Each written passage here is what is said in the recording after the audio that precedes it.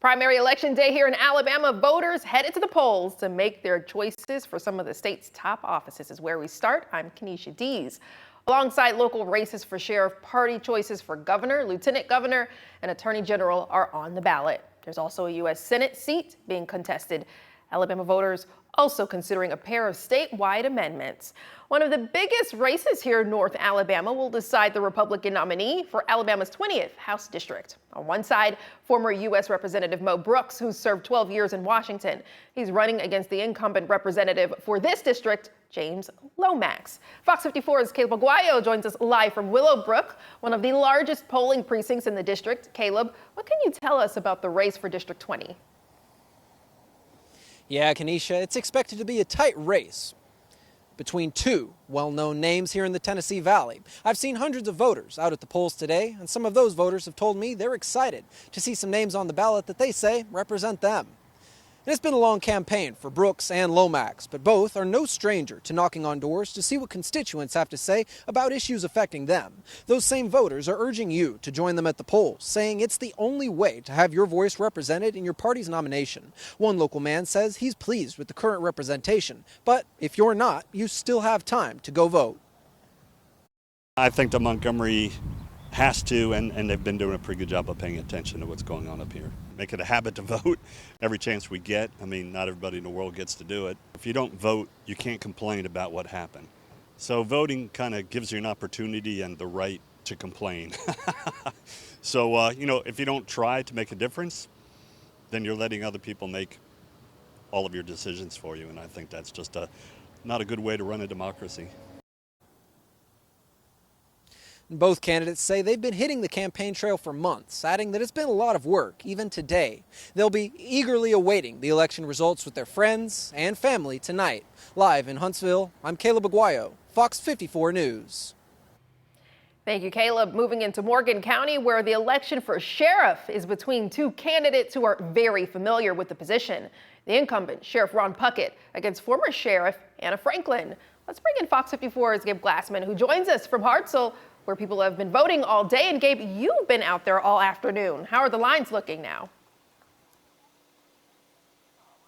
Yeah, Kenesha, very constant flow moving in and out of the First Baptist Church here in Hartselle all day. It's one of 4 polling sites here in Hartselle, but a little bit more on this race, Kenesha. On one side, you have Ron Puckett, who has been in this position since 2019, and his predecessor was Anna Franklin, who's running for what could be her 3rd term as the Morgan County Sheriff. And Franklin announced her candidacy more than 6 years after leaving office amid lawsuits and a criminal tax charge. But let's talk a little bit more about the lines that have been out in and out of today. In Morgan County, you also have county commissioners being elected and even school board members. And throughout today, I've seen people constantly come in and out. It's still a constant flow, especially more people as work lets out. I spoke to one resident who touched on what he hopes elected officials work on in the upcoming term. I think the most important thing is preparation for long-term objectives. Like how do we prepare for the climate changes that are coming our way. I'm very concerned for our young people, what they're going to be facing. I keep up with a lot of that. This is the American way. I vote. I've never missed a vote. I think that we, of course, set a base here by who we choose to move forward to the next level. So this is real important in my mind. Yeah, we're going to keep an eye on this Morgan County Sheriff's Office race. You look back at both campaigns, Anna Franklin, who announced back in January, and Ron Puckett's campaign up to this point. Both are focused on the same thing, making Morgan County a safe place to live. Live in Hartselle, Gabe Glassman, Fox 54 News. Yeah, Gabe, I did see a few people coming in behind you, so folks are still out and voting. And Limestone County voters were out and about making their voices heard. Among those was a candidate for lieutenant governor. The former chairman of the state GOP party, John Wall, casted his ballot in Limestone County this afternoon. You see him there. Before heading to vote, Fox 54 had the chance to speak with Wall, who reflected on being one of the few candidates from North Alabama running for state office. North Alabama is one of the fastest growing areas of the state. We are the economic engine of Alabama. And I think it's incredibly important that we have representation in Montgomery. And right now I am the North Alabama candidate running for lieutenant governor and one of the only candidates from the Huntsville area that is running for a statewide office. So that's something I take very seriously. I'm going to make sure that I look out for the interests of North Alabama, make sure we get fair treatment when it comes to all the things that happen in Montgomery with the role as lieutenant governor. Well, as one of 7 candidates for the GOP lieutenant governor seat, which he believes will head to a runoff. And again, you still have time to make it to the polls before voting ends tonight at 7. If you're already in line when polls close, you will still be able to vote. Fox 54 will have continued live coverage on the primary election tonight on Fox 54 News at 9 and 10. And for the latest results, go to fox54.com. Look on Governor's Drive. You can see some cars going through there. A little traffic, minimal. Maybe folks are headed to the polls, maybe not. But hey, if you haven't made it to the pool yet, you still got some time because we've had quite a warm day. You can see a little bit of cloud cover right there. I'm joined now by Fox 54 Weather Impact Chief Meteorologist Jordan Dressman. Jordan, what can we expect for the rest of our evening on election night? Yeah, it's going to continue to be a really warm evening across the Tennessee Valley. The only big change I expect over the next several hours is the fact that the clouds are really going to begin to increase across the Tennessee Valley. Temperatures are going to drop off, yes, but we are going to maintain the warmth. 88 degrees right now in Fayetteville, 89 in Huntsville, 89 in Athens, still sitting at 90 degrees in Pulaski, also still sitting at 90 degrees right now over in Florence, mid and upper 80s for our friends over in Northeast Alabama. Fort Payne sitting at 85. Scottsboro, good evening.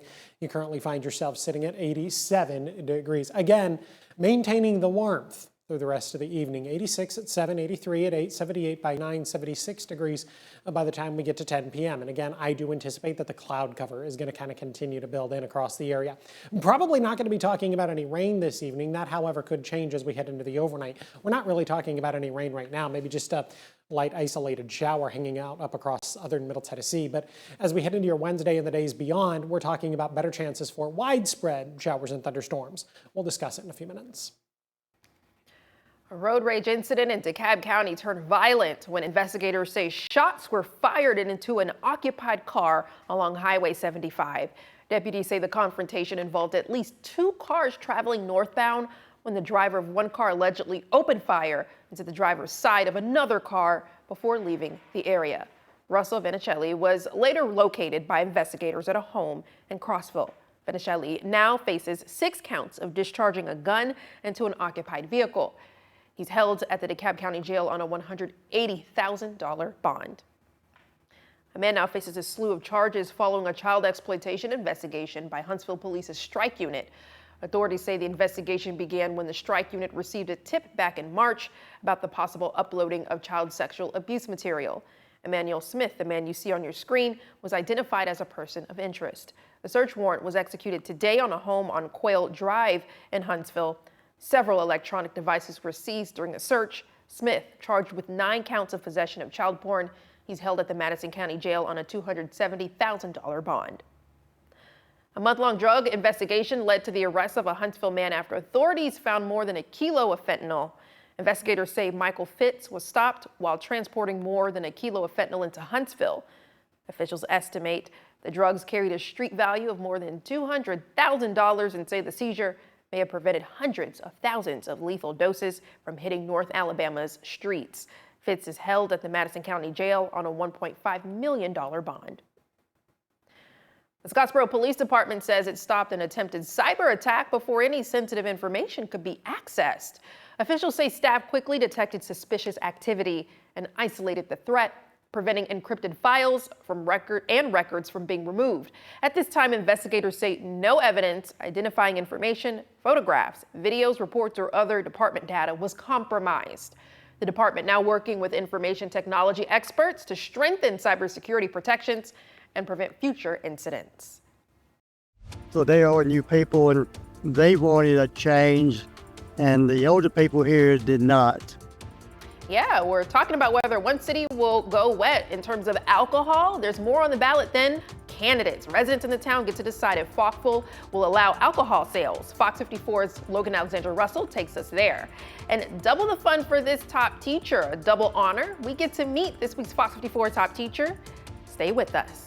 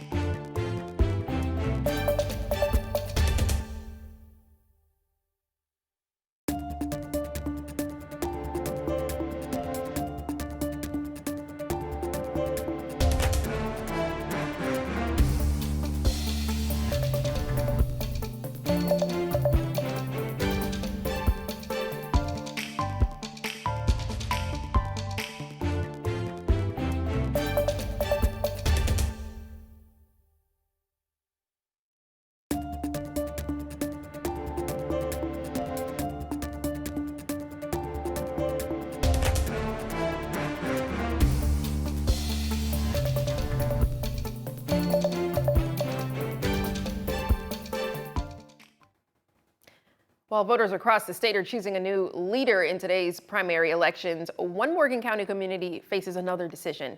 The town of Falkville is voting on whether to allow alcohol sales within city limits. Falkville has been a dry town for more than 125 years. Tradition residents upheld when the issue last appeared on the ballot in 2010. Fox 54's Logan Alexandra Russell shares what residents have to say. The primary elections weren't the only voting happening in Falkville today.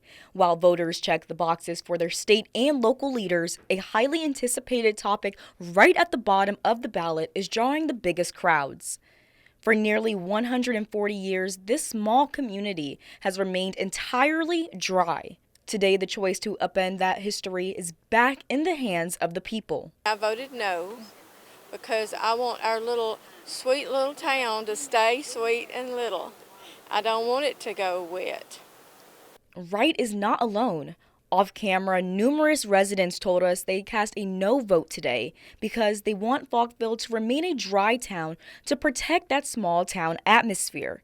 But since the community last rejected alcohol sales, the issue has resurfaced. City leaders say a shifting demographic is driving the sudden push for change. But come back up again because we've had a lot of new people moving to town over the last 10 years, and basically on the wet list there, the people I didn't know who they were, so they are new people and they wanted a change, and the older people here did not. Councilman Charlie Gover says he stands firmly with the longtime residents who want to preserve the town's traditional identity, while Falkville is experiencing modern growth, including a brand new elementary school and gymnasium.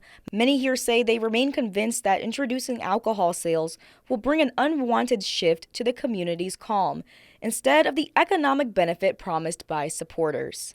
In Falkville, Logan Alexandra Russell, Fox 54 News. The ultimate decision rests on whether Falkville chooses to embrace a new revenue stream or hold tight to its century-old tradition. We'll have the results of that vote tonight on Fox 54 News at 9 and 10. Coming up, a new name for Performing Arts Center in the River City. Decatur will take you there. In the meantime, let's keep our eye on the sky. Jordan, any rain gain in our future? Yeah, we're going to get a lot of rain over the next several days, so we should enjoy the fact that radar is quiet while we can. It's going to change as we head into your Wednesday. We'll talk about it in just a minute. We're County 911. What's the address of your emergency service? Okay, your wife is in a bar. You said she's unresponsive. This is what he's going to tell you. How to get out of that situation. And I grabbed a gun. Trying to find the first place to put a body. No, sir. The only thing they could do was kill him. You want to say anything? We, the jury, and to find the defendant.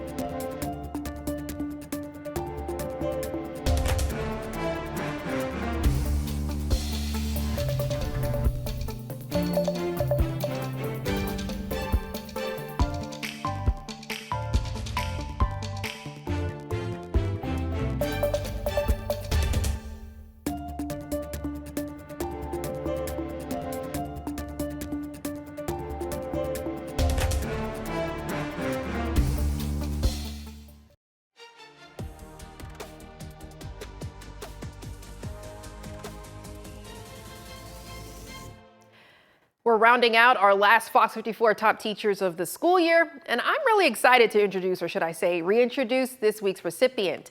Even the Morgan County Chamber of Commerce honored her today. It came as a surprise to us, just as it was to her once she was revealed. Here's the moment. Emily Haddon from Union Hill School was surprised not only as a top teacher twice, but also a superstar teacher.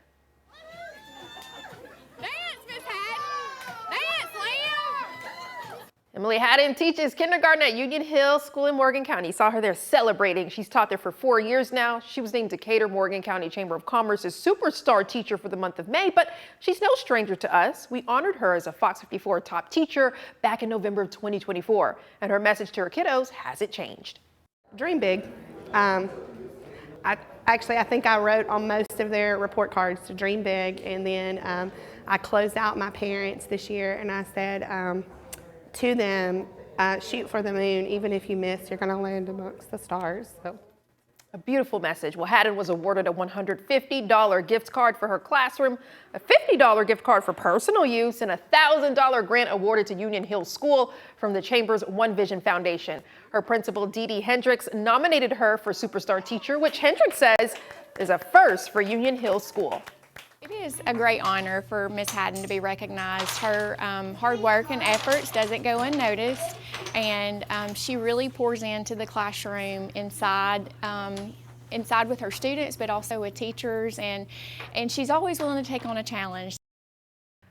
Principal Hendricks says Mrs. Haddon took up archery this year for the school too. Way to go. We've got our original story of Mrs. Haddon, a look back at when we first awarded her as Fox 54's top teacher. And although the school year has ended, we're always accepting nominations on fox54.com.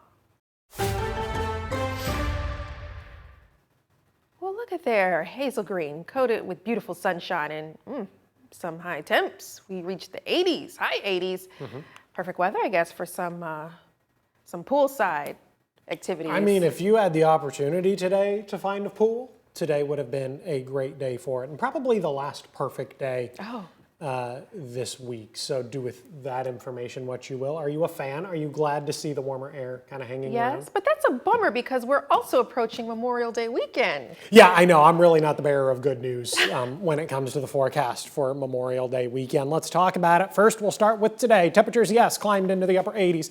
A couple of us even saw the lower 90s this afternoon. We saw the lower 90s up across southern Middle Tennessee. Huntsville, Athens, Decatur saw 91 this afternoon. Florence saw 90. Everybody else saw the upper 80s. We saw 89 today in Moulton, 88 in Coleman, 89 for Scottsboro, and 88 degrees for our friends out over in Fort Payne. It was the third consecutive day where the high temperature was at least 90 degrees at the Huntsville International Airport. It's been a while since we've done that. Got to go all the way back to mid-late September of last year, September 19th through the 21st. That was the last time we had 3 consecutive days where the high temperature was at least 90 degrees. As a matter of fact, September 21st of last year was the last 90-degree day in the 2025 calendar year. Today was the last 90-degree day for the forecast period. We're going to be somewhat stagnant over the next several days, seasonal for this time of year. Temperature is going to climb into the low and mid 80s each and every day. Radar looks nice and quiet this evening. We had a couple of scattered showers and thunderstorms up across southern Middle Tennessee through the middle part of the afternoon. I had a couple of scattered showers across far northeast Alabama, northern Jackson County to be more specific, earlier this afternoon, but that was about it. Those were the only folks that saw rain this afternoon. Everybody else stayed dry with just some fair weather cumulus clouds. Things are going to change, though, as we head into your Wednesday, Thursday, Friday. Healthy opportunities for scattered showers and thunderstorms. The opportunities for scattered showers and thunderstorms stick with us as we head into the Memorial Day weekend. Saturday, Sunday, and Monday, all coming with chances for rain. Rain chances continue as we head into Tuesday of next week. Now, the entire forecast period is not going to be a complete and total wash, but understand that an umbrella is going to become a common accessory over the next several days. And over the next several days, the rainfall total is really going to begin to add up, anywhere between 3.5 and 4.5 inches. But this is over the course of a week, so I think the flooding threat is going to be somewhat limited. It's not like we're going to be getting these types of totals over the course of 48 or 72 hours, so definitely some good news there. Scattered showers and thunderstorms beginning to build into the Tennessee Valley by the time we get to the lunch hour on Wednesday, and it's going to remain scattered in nature through the afternoon, even as we head into the evening, more widespread at times. We could get some pockets of heavier rain, some rumbles of thunder, and no severe weather weather is expected. Other opportunities for rain as we head into the overnight through the Thursday morning commute, and then from there, rain is going to stay in the forecast through Thursday afternoon as we head into Thursday evening. Not everybody's going to get wet at the exact same time, but understand that rain is likely going to be on the radar at any point in time over the next several days. Even by the time we get to Friday evening, we're still talking about scattered showers and thunderstorms. Temperatures currently sitting in the mid and upper 80s. We drop into the upper 60s as we head into the overnight. Might even get a little bit of rain late tonight and then very early tomorrow morning. 72 at 7, 74 by 8, 76 by 9, 79 degrees at 10 o'clock in the morning under a mostly cloudy sky. We climb into the mid 80s tomorrow afternoon. Got a high temperature right around 85 degrees, 84 on Thursday, and then a pair of 83s for both Friday and Saturday. A pair of 84 Sunday and Memorial Day, 85 degrees by the time we get to next Tuesday. The Alabama Center for the Arts has a brand new name for its performance space, honoring a longtime state legislator for his years of advocacy and local education in the arts. The naming ceremony was held this morning to officially dedicate the Arthur Orr Performing Arts Center. There it is. Officials recognize Senator Orr for his unwavering support of creative programs and higher education throughout the state. Speakers at the event recalled how the senator helped the community when he first arrived in Montgomery. One of the first things he learned when he got to Montgomery was Decatur was the largest city in the state of Alabama without a college presence. And he went about rectifying that situation. So he goes to Bob Glenn at Athens State and Marilyn Beck at Calhoun, and he went and created the Alabama Center for the Arts with the partnership between those two schools. The expansion continues, a major push for the area, helping more students pursue arts degrees. Pro football's biggest event is set to take place right up the road from the Rocket City. I'm Mo Carter, and I've got details coming up next in sports. Fox 54 Plus has your news, sports, and weather. Start your evening with Fox 54 at 5:30, delivering the latest headlines and live reports straight from the scene. Then stay informed with Fox 54 News at 9, featuring your Tennessee Valley certified most accurate weather impact team, tracking everything from tornado threats to traffic delays during severe weather. Fox 54 Sports Extra brings you more of what sports fans crave, with deeper insights, expert analysis, and all the action that matters most. On Fox 54 Plus, you'll also find Alabama politics, plus 24/7 weather radar and real-time forecasts to keep you ahead of the storm. Looking for a quick recap? Don't miss Fox 54 Week in Review, highlighting the biggest stories of the week.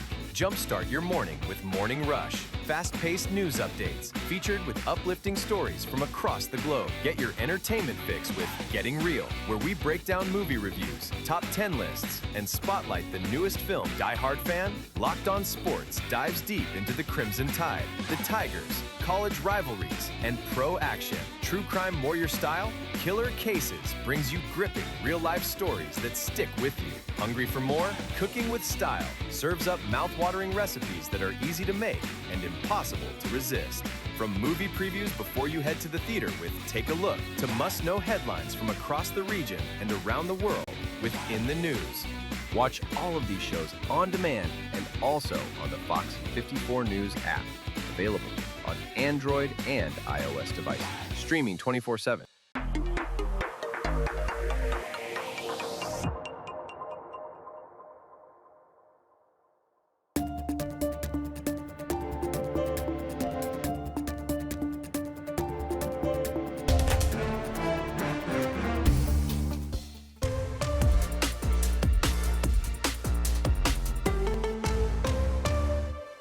Pro football's biggest game is coming to a stadium near us. That's right, everyone. Today, the owners in the National Football League voted and awarded the city of Nashville Super Bowl 64, which will culminate the 2029 NFL season. The game will be played at the Titans' $2.1 billion stadium, which will open in 2027. Despite having a new stadium, NFL Commissioner Roger Goodell cited that Nashville took a significant leap in the process when they hosted the 2019 NFL Draft. This would be the first time ever that Nashville is hosting this big event. This morning at Jacksonville State, the Mars Hill Panthers trying to wrap up the Class 2A baseball championship against Arrington. Josh Willingham's club taking game 1 of the series on Monday evening. Morris Hill jumping out to an early lead in the first following a 2-2 pitch. Arrington's Wells Gainey tries to throw it to third base, but the ball sails into left field. Malin Moore trots home and scores. Panthers take a 1-0 lead. That lead would hold up until the top of the third with the bases loaded. Easton Kilpatrick is hit by a pitch. Runners will advance as Pierre Gill will score, and we are tied at 1. More from Arrington. It's Bryson Rhett delivering on an RBI single in the left. Wells Gainey and Brody Lowry will both score. Arrington now leads Morris Hill by a score of 3-1. Moving up to the 6th inning now, Brody Lowry finding a hole along the first base line. That will bring home 2 more runs for the Purple Cats. And Morris Hill falls in game 2 of the series by a final score of 6-1. It forced a winner-take-all game 3. I have highlights of the Class 2A finale tonight in sports on Fox 54. That does for sports. I'm Mo Carter. Coming up tonight on Fox 54 News at 9, we'll have election results from across the state, including Republican and Democratic governor nominees and the results of the expansion of Aniah's Law. And we'll continue to keep you updated on the latest from one of the biggest elections in North Alabama, the District 20 House race between incumbent James Lomax and former U.S. Representative Mo Brooks. And Morgan County may have a new sheriff in just a few hours. Fox 54 will keep you informed on who will take on the position. We'll have all things Alabama primary election and more tonight on Fox 54 News at 9. Before we let you go, move over International House of Pancakes. You've got some competition in Springfield, Massachusetts. The city hosted the world's largest pancake breakfast Sunday. Streets were blocked off to clear the way for roughly 15,000 people to come eat pancakes and socialize. Organizers say at least 100 trays of food were prepared ahead of time for the breakfast, including several hundred pounds of bacon to go with the pancakes. Wow, and I would imagine all of that is free.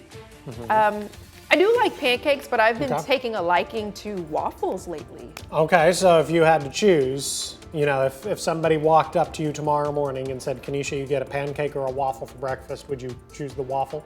For now, I'm feeling a waffle. Okay. What about you? I am also quite partial to the waffle, mostly because we have one of those hotel-style waffle makers at Casa de Dressman, and it makes delicious, very large waffles. Oh gosh, now I'm craving a waffle. I might do that for breakfast over the weekend. We'll see. And I'm just saying, if you want a hotel-style waffle maker, they're like $20 at the Walmarts. Okay. So well, you could, but a pancake has its time and its place. It does. It does. We could talk all day about pancakes and I waffles. mean, listen, I could talk about breakfast food just about any time of the day. Quick look at the next 7 days. We're going to be seasonal for this time of year over the next several days. Today was the warmest day we're going to see through the forecast period. Mid-80s every single day through the rest of the week, the weekend as we head into the early part of next week. The real downside here, several opportunities for rain in the forecast. Now, it's not going to rain all the time starting tomorrow and continuing through next Tuesday, but you should grab the umbrella and just kind of keep it with you every single day. And yes, unfortunately, we are talking about rain in the forecast as we head into your Memorial Day weekend. Well, at least we're preparing for it. Exactly. And no severe weather, so that'll be nice. That is good. All right, we have more electric coverage for you tonight. Be sure to tune in on Fox 54 News at 9 and 10 and check us out on fox54.com and the Fox 54 app. We'll see you then.